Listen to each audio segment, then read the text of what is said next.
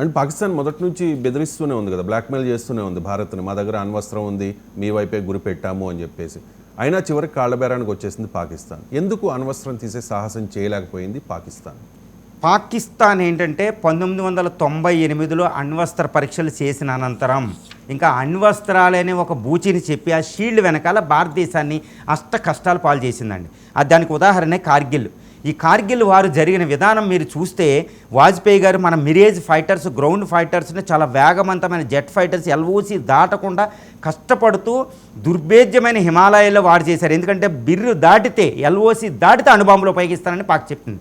అప్పుడు భయపడ్డారు వాజ్పేయి గారు, అందులో తిరుగులేదు. తర్వాత ఇంక ఎప్పుడూ కూడా ఎల్ఓసి దాటడానికి భారత ప్రయత్నం చేయలేదు. కేవలం ఈవెన్ సర్జికల్ స్ట్రైక్ 2016, 2019లో పుల్వామా, బాలాకోట్ సర్జికల్ స్ట్రైక్లో కూడా ప్రస్తుత భారత ప్రధాని కూడా ఎల్ఓసి దాటకుండా కేవలం పీఓకేలో వాటిని అటాక్ చేశారు. కానీ ఈ యుద్ధం ఒక వాటర్ షెడ్ అని చెప్పవచ్చు పాక్ అణ్వస్త్రాల బూచి విషయంలో.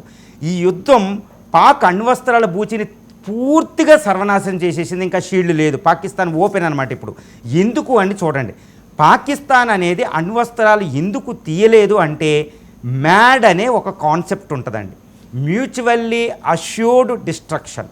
అంటే అణుయుద్ధం చేస్తే గెలుపు ఉండదు, అణుయుద్ధం చేస్తే విన్నర్ అనేవాడు ఉండడు, అణుయుద్ధం చేస్తే విజయం అనేది ఎవరికి ఉండదు, ఇద్దరికి అపజయం ఉంటుంది.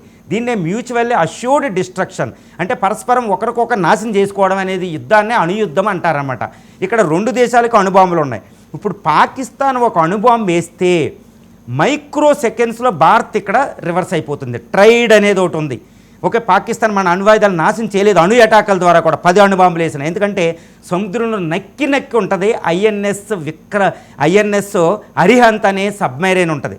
అది ఎక్కడికి ఎవరికి దొరకదు, ప్రపంచంలో ఏ శక్తికి దొరకదు అనమాట. అది సముద్ర గర్భంలో 2-3 కిలోమీటర్ల లోపల ఉండి అణుబాంబులు వేస్తుందండి. అది దాంట్లో 10 అణుబాంబులు పెడతారు. అంటే పాకిస్తాన్ నాశనం అనేది నిశ్చయం మన మీద అణుబాంబు వేస్తే. అంటే తను నాశనం అవుతూ భారతదేశాన్ని నాశనం చేయాలి. ఇంకా పాకిస్తాన్కి ఇష్టం లేదు కదా, ఒక దేశంగా బతకాలనుకుంటుంది. 25 కోట్ల మంది ప్రజలు ఉన్నారు.